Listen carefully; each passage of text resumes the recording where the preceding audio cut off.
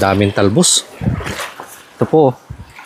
Maliban nga po sa ugat, pwede din hong gulayin itong talbos ng gabi.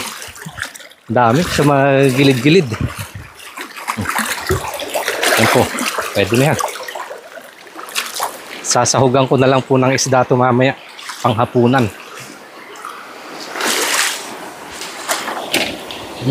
Palamig muna.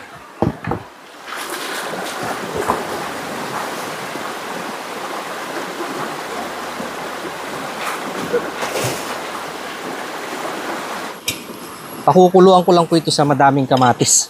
Simpleng luto lang. Magic na pampalasa. Madaming luya. Saka meron po ako dito tirang inihaw na tuna.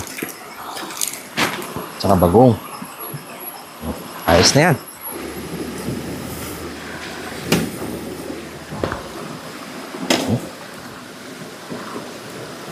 Sasabay ko na din po itong talbos.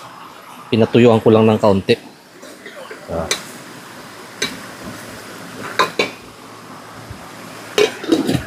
Naka-gloves ba yung nagbibenta nito? Naka-ganyan. Ka-plastic? Niya. Tapos tinawakan niya rin yung dito. Ayoko na.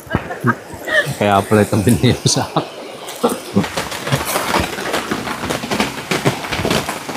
Sakto. Oh. Umuulan.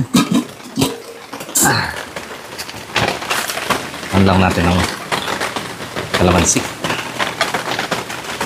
Lord, thank you po sa pagpapalang pinagkaloob. Pasbasan po ito in Jesus' name. Amen. Aho. Simpleng luto lang po pero napakalasa ng kanyang sabaw.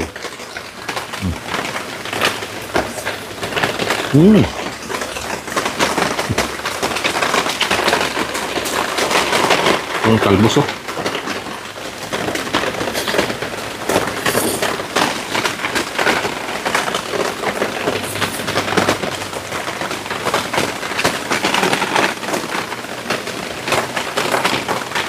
Hindi na ako naglabas ng sausawan kasi binaguungan naman na yan. Yung nga lang, sili po. Ang kulang. Nakalimutan ko.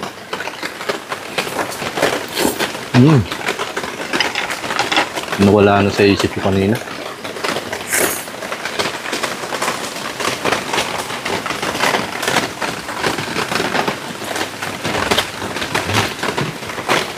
Pag gantong halos duhog na siya, sigurado wala nang patiyan.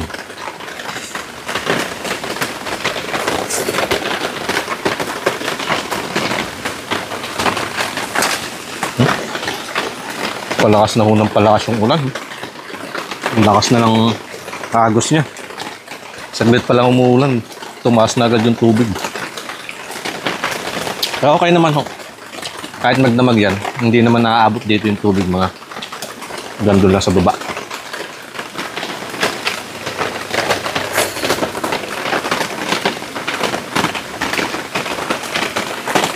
So, sakto yung nahanap ng talbos para sa hapunan.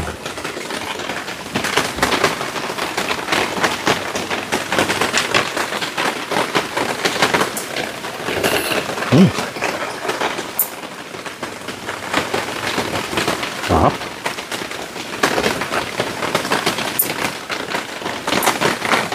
Ang po. Mahaba.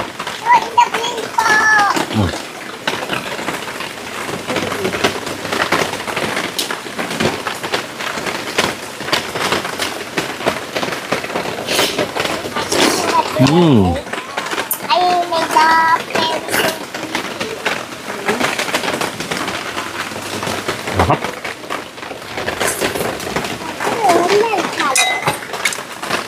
Okay.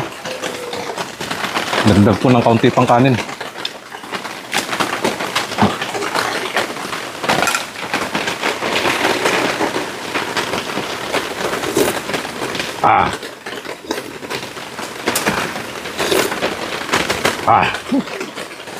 Napakasarap.